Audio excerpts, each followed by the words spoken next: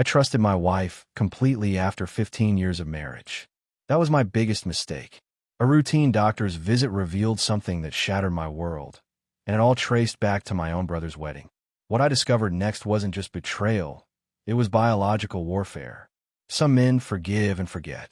I chose total destruction. My name is Garrett Doyle.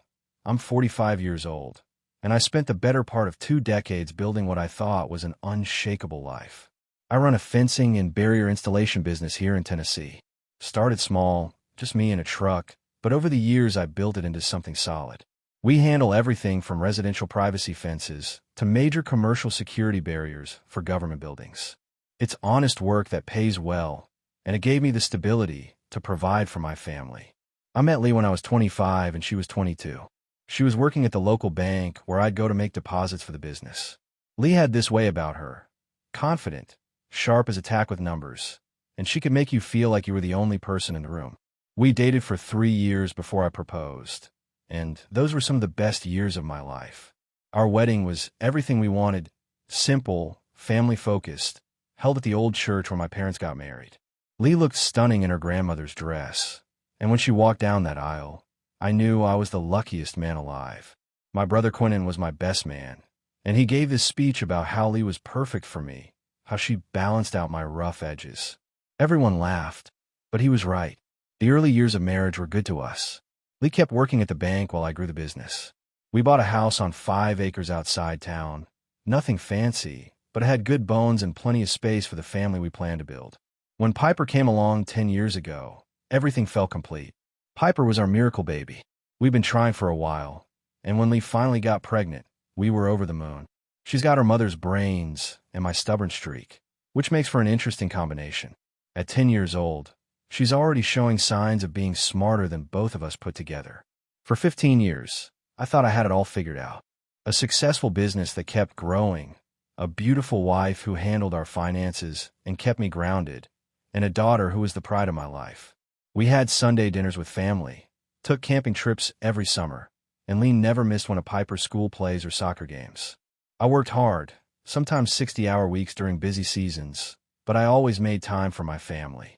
Lee understood the demands of running a business, and she supported me through the lean times and celebrated with me during the good ones. When I landed the contract to install security fencing around the new federal courthouse, it was Lee who insisted we celebrate with a weekend getaway. Trust was never an issue between us. Why would it be? Lee was dependable, loving, and completely integrated into our community. She knew everyone, volunteered at Piper's school, and had a reputation as one of the most honest people you'd ever meet. If someone had told me a year ago that she was capable of betrayal, I would have laughed in their face. But that's the thing about betrayal. It comes from the people you never suspect, the ones who know exactly how to hurt you, because you've shown them every vulnerable part of yourself. The thing about family is that you expect them to have your back no matter what. My brother Quentin and I were like that, thick as thieves since we were kids. He's 2 years younger than me. Chose to become a high school history teacher and football coach. He's got this easy way with people that I've always envied. When Quentin started dating Rebecca 5 years ago, our whole family was thrilled. Rebecca's a nurse at the county hospital, and she brought out the best in my brother. They were perfect together. She's organized where he's scattered, practical where he's idealistic. Their engagement last year was no surprise. Quentin proposed during halftime at homecoming, right there on the football field.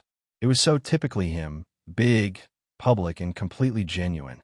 Rebecca cried, the crowd cheered, and even I got a little choked up. The wedding was set for late spring at Riverside Chapel, 2 hours north of town. Beautiful stone church overlooking the Tennessee River. Rebecca had dreamed of getting married there since she was a little girl. The plan was ceremony Saturday afternoon, reception at the historic Inn next door. A month before the wedding, I got hit with a major project I couldn't pass up. The state needed new security barriers around a prison facility, and they needed someone who could handle specialized fencing requirements. It was a 6-figure contract, but the timeline was tight. When I told Lee about the conflict, she was understanding. Garrett, this is exactly the kind of opportunity we've been working toward. Quentin will understand. I talked to my brother about it, and he was completely supportive. Man, you can't turn down that kind of money. Lee will be there to represent our side of the family. So we made arrangements. Lee would drive up Friday afternoon, attend the rehearsal dinner, stay for the wedding and reception, then drive home Sunday morning. Piper would stay with her friend Emma for the weekend.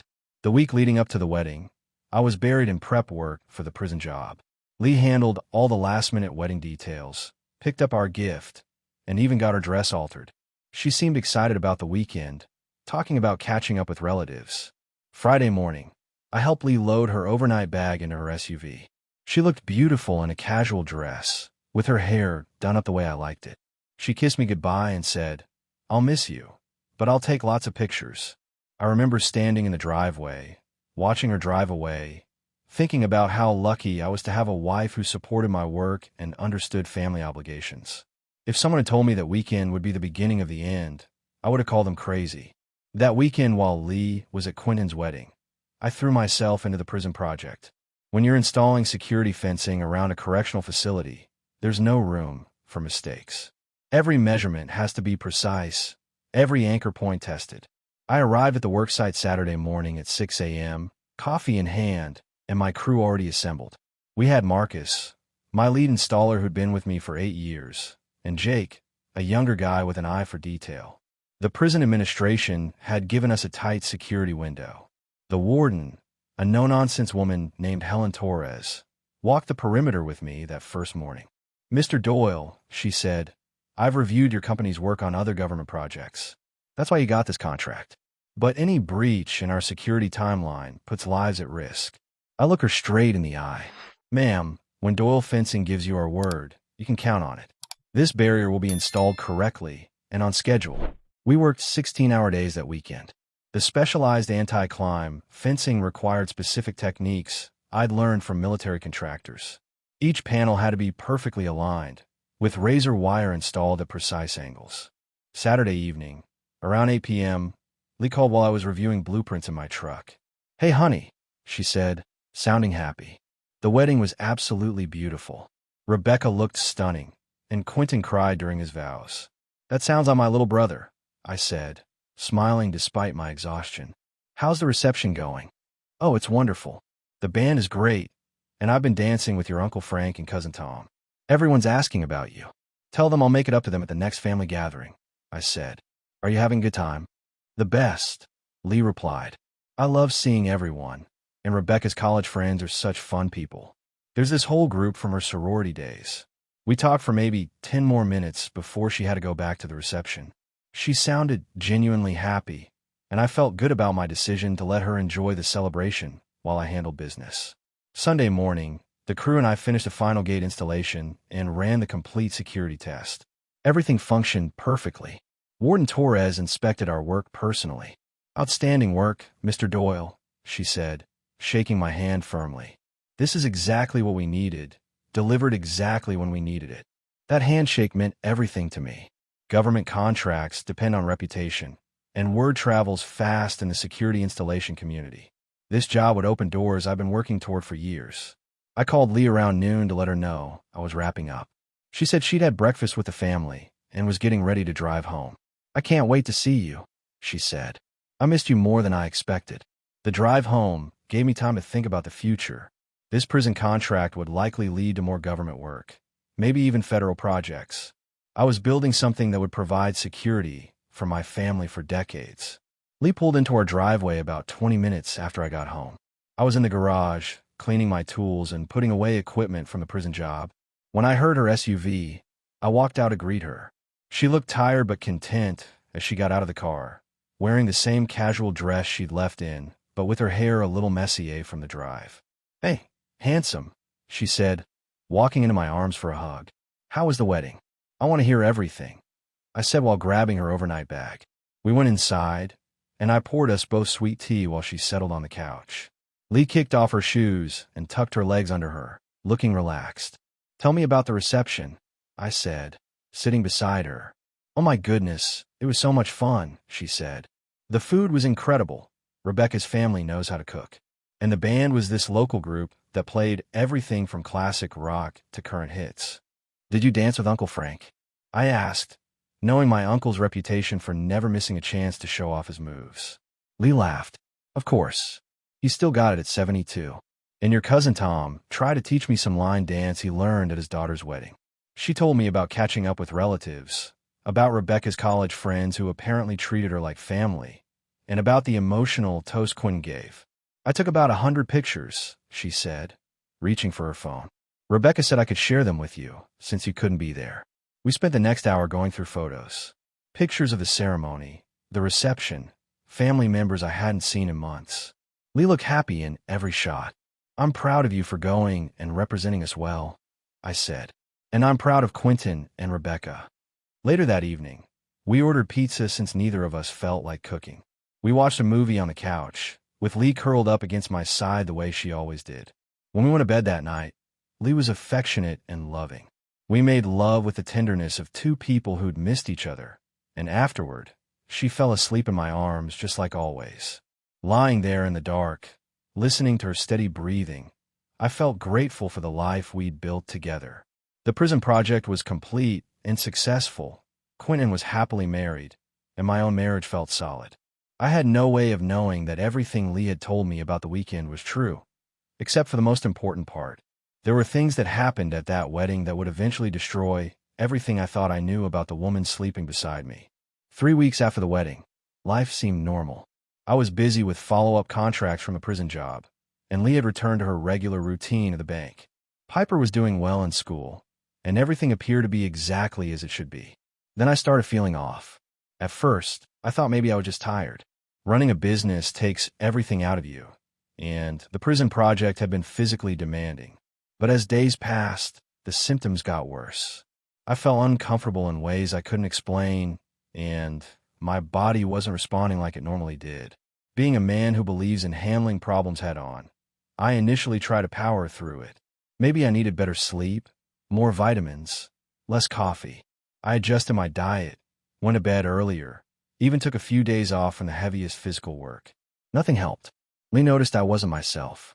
"Garrett, you've been looking tired lately," she said one evening while we were cleaning up after dinner. "Maybe you should see Dr. Patterson for a checkup." "I'm fine," I insisted, because that's what men do. We don't run to doctors for every little ache and pain. But Lee pressed the issue. "Honey, you're not fine. You've been uncomfortable for over a week now. Please, for me and Piper, just get checked out." The way she said it, with genuine concern in her voice, made me reconsider. This was my wife looking out for me, wanting to make sure I stayed healthy for our family. How could I argue with that? So I made an appointment with Dr. Patterson, our family physician who'd been taking care of us for years. I figured he'd tell me I was working too hard and needed to slow down a bit. The appointment was scheduled for Thursday afternoon. I drove to his office thinking about how I'd probably walk out with advice to take some vitamins and get more rest.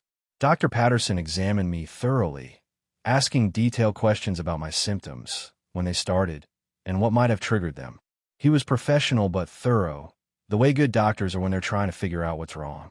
"Garrett," he said after the examination, "I'm going to run some tests. Based on what you're describing and what I'm seeing, we need to rule out a few possibilities." "What kind of possibilities?" I asked. "Well, it could be stress-related, or a vitamin deficiency, or possibly an infection of some kind. The test will help us determine the cause and the best treatment." He took blood samples and sent me to the lab for additional testing. "I'll have the results in a couple of days," Dr. Patterson said.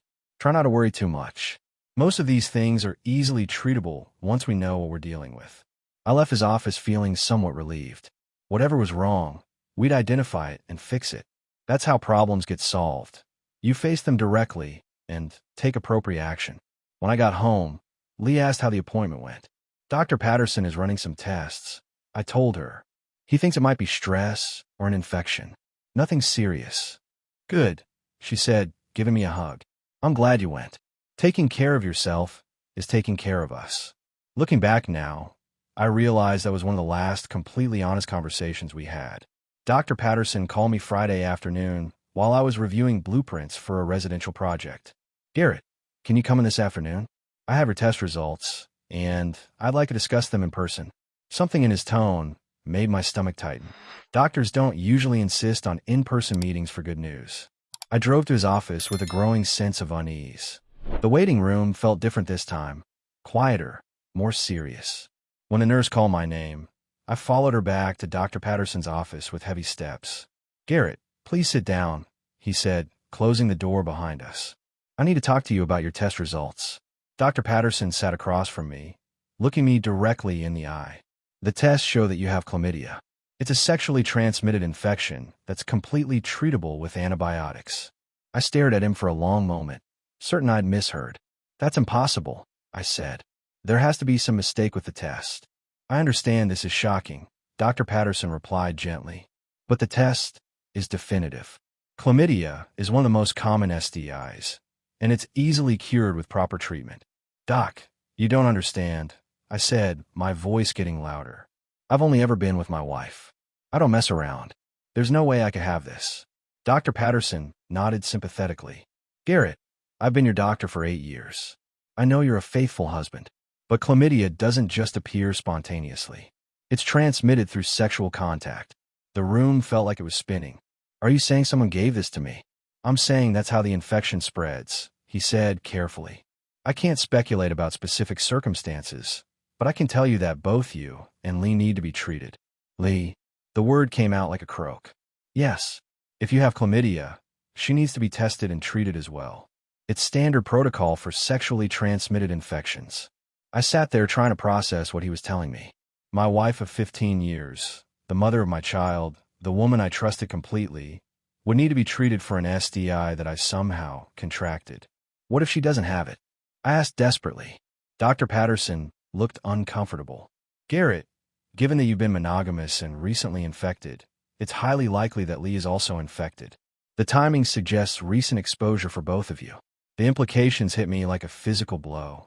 If I had chlamydia and I'd only been with Lee, then either she gave it to me or we both got it from somewhere else. Since I hadn't been with anyone else, I need you to understand, Dr. Patterson continued. This is a medical issue that requires treatment. I'm prescribing antibiotics for you, and I strongly recommend that Lee comes in for testing and treatment as well. I took the prescription with numb fingers. How long does treatment take? About a week with the antibiotics I'm prescribing. You'll need to avoid sexual contact until you're both completely treated. As I drove home, my mind raced through possibilities, trying to find any explanation that didn't involve my wife's betrayal. Maybe there was a medical explanation I didn't understand. Maybe the test was wrong despite Dr. Patterson's confidence. But deep down, I already knew the truth. The woman I trusted with everything had given me a sexually transmitted infection. The only question was when, where, and with whom. My marriage, my family, my entire understanding of my life had just been shattered by a simple medical test. I sat in my truck outside our house for 20 minutes, staring at the prescription bottle and trying to figure out how to handle this. A man protects his family, but what do you do when the threat comes from inside your own home? Finally, I walked through the front door like I always did. Lee was in the kitchen starting dinner, and Piper was at the table doing homework. Everything looked normal, peaceful, exactly like the life I thought I had. Hey, honey, Lee said, smiling at me. How did your appointment go? I looked at my daughter, then back at my wife. Piper, go finish your homework upstairs. Your mom and I need to talk. Piper looked between us, sensing something serious. Is everything okay, Dad? Everything's fine, sweetheart. Just go upstairs for a few minutes. After Piper left, I closed the kitchen door and faced my wife. Lee was still standing by the stove, but her smile had faded. Lee, I need you to sit down. She moved to the table, her hands clasped in front of her. Garrett, you're scaring me. What did Dr. Patterson say? I pulled out the prescription bottle and set it on the table between us. He said I have chlamydia. The color drained from her face. For a moment, she just stared at the bottle.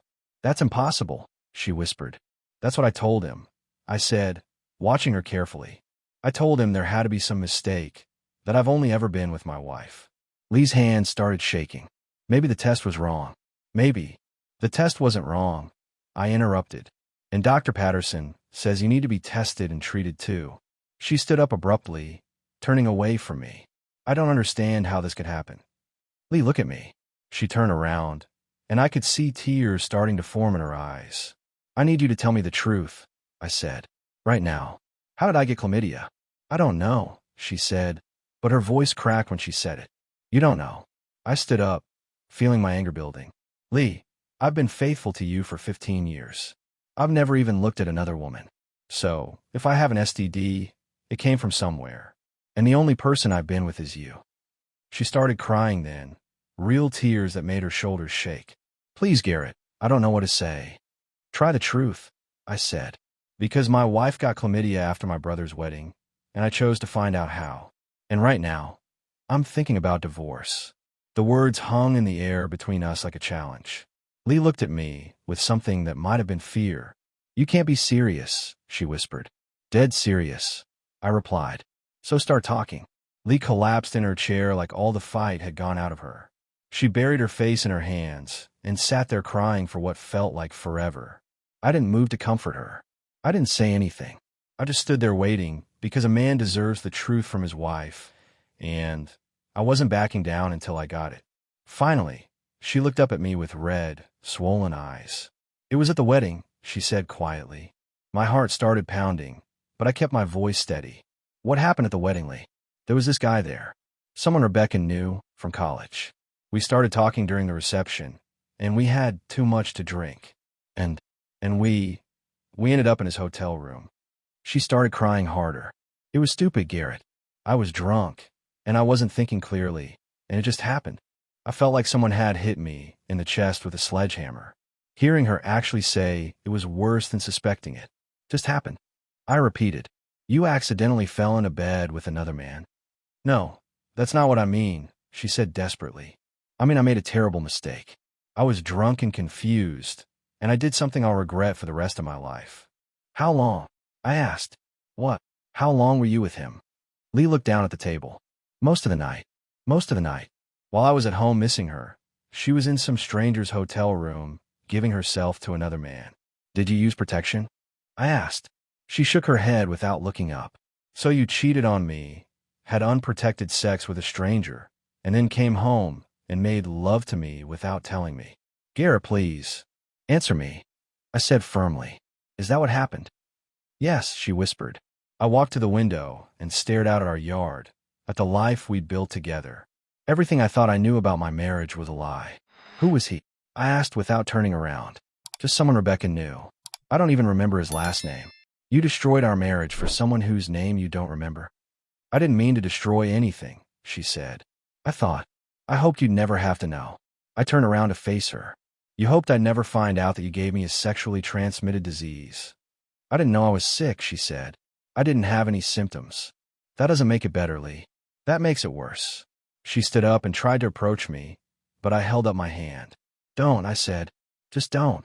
Garrett, please. Can't we work through this? It was one mistake.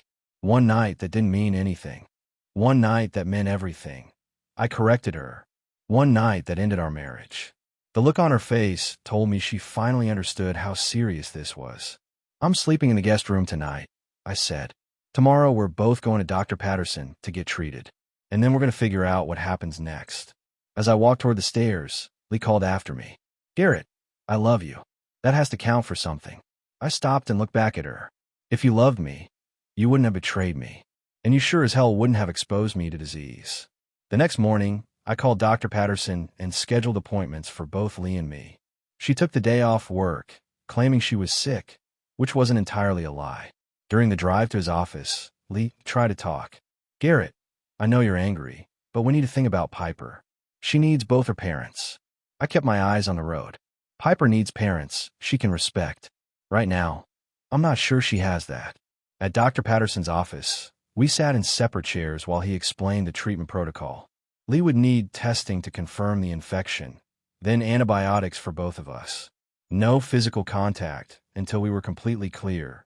How long have you two been experiencing symptoms? Dr. Patterson asked. I started feeling sick about 3 weeks ago. I answered. He looked at Lee. And you, Mrs. Doyle? I haven't had any symptoms, she admitted quietly. Dr. Patterson nodded. That's common with chlamydia in women. Many don't show symptoms initially. After we got our prescriptions, I drove Lee home in silence. But my mind was working, piecing together a plan. A man doesn't just get angry. He gets even. That evening, while Lee was giving Piper a bath, I started making phone calls. First, I called my lawyer, Tom Bradley, who'd handled our business contracts for years. Tom, I need to discuss divorce proceedings, I said. Jesus, Garrett. What happened? Lee cheated on me and gave me an STD. I want her out of my house and out of my life. The house is in your mother's name, right? Correct. Lee has no legal claim to it. Good. That'll make things cleaner. Any children involved? Piper. She's 10. We'll fight for full custody. Document everything. Next, I call my brother Quentin. This conversation would be harder. Quentin, I need to tell you something about your wedding weekend. I explained everything. The chlamydia, Lee's confession, my plans for divorce. There was a long silence before he spoke. Garrett, I'm so sorry, he said finally. If I'd known someone at my wedding would destroy your marriage. This isn't your fault, I said. But I need you to help me find out who this guy was. Rebecca would know her college friends. I'll talk to Rebecca tonight. We'll get you answers. By the end of the week, Quentin called back with information. His name is Derek Chun. He's married, lives in Nashville, works in marketing. Rebecca is horrified that this happened. Derek Chun, married. That piece of information changed everything. I hired a private investigator to find Derek's wife and get her contact information. If my marriage was destroyed by this man's actions, his wife deserved to know what kind of man she was married to. A week later, I had all the details I needed. Derek Chun, 38 years old, married to Linda Chun for 12 years, 2 children. He worked for a marketing firm in Nashville. I sat down and wrote a letter to Linda Chun. I included copies of the medical records, the timeline of events, and a detailed explanation of what her husband had done to my family. Mrs. Chun, I wrote, I'm writing to inform you that your husband Derek had an affair with my wife during a wedding weekend 3 weeks ago. This affair resulted in both of them contracting chlamydia, which he then passed to you, and I passed to my wife. I thought you deserved to know the truth about your husband's actions. I mailed the letter with all the documentation. 2 days later, my phone rang. Is this Garrett Doyle? A woman's voice asked. Yes, ma'am. This is Linda Chun. I got your letter. Linda Chun and I talked for over an hour. She thanked me for telling her the truth and confirmed that Derek had given her chlamydia as well. She'd been wondering how she contracted it. I'm filing for divorce, she told me. Derek can explain to our children why Daddy doesn't live here anymore. I'm sorry you're going through this, I said. No, Mr. Doyle. Thank you for having the courage to tell me. I deserve to know. 2 weeks later, Lee received divorce papers. I'd had them served at the bank where she worked, in front of her colleagues. If she wanted to humiliate me, she could experience some humiliation herself. That evening, she came home crying and angry. You had me serve at work? Everyone knows now. Good, I said. Everyone should know what kind of person you really are. Garrett, please. Can't we go to counseling? Try to work this out. There's nothing to work out. You chose to destroy our marriage. Now you get to live with the consequences. The custody battle was swift. With documented proof of her adultery and the health risks she'd exposed our family to, the judge awarded me primary custody of Piper. Lee would get supervised visitation every other weekend. Why supervised? She asked her lawyer. Because, my lawyer Tom explained, you've demonstrated poor judgment that could endanger the child's well-being. The house was never in question. Since it belonged to my mother, Lee had no claim to it. She was given 30 days to find somewhere else to live. During those 30 days, I explained everything to Piper in age-appropriate terms. Your mother made some bad choices that hurt our family, I told her. Sometimes when adults make bad choices, they have to face consequences. Will I still see Mommy? Piper asked. Yes, sweetheart. You'll still see her, but you'll live here with me. Are you sad, Daddy? I'm disappointed, I said honestly. But I'm not sad, because I still have you, and you're the most important person in my life. 3 months after the divorce was finalized, I got a call from Linda Chun. Derek moved out last week, she said. He's staying with his brother and begging me to take him back. Are you going to? Not a chance. Some betrayals are unforgivable. 6 months later, my business was thriving. The prison contract had led to 3 more government projects, and word was spreading about Doyle Fencing's reliability and quality. Piper was adjusting well to our new normal. She still saw Lee every other weekend, but she seemed happier and more secure living primarily with me. One evening, while Piper was doing homework, she looked up and said, Daddy, I'm proud of you. Why is that, sweetheart? Because you stood up for yourself. My teacher says that's what strong people do. As I tucked Piper into bed that night, I realized she was right. I had stood up for myself. I'd refused to accept betrayal, demanded honesty, and protected my family from further harm. My marriage was over, but my life wasn't. Sometimes the strongest thing a man can do is walk away from people who don't deserve his trust. And sometimes, the best revenge is simply refusing to let someone else's betrayal destroy your future.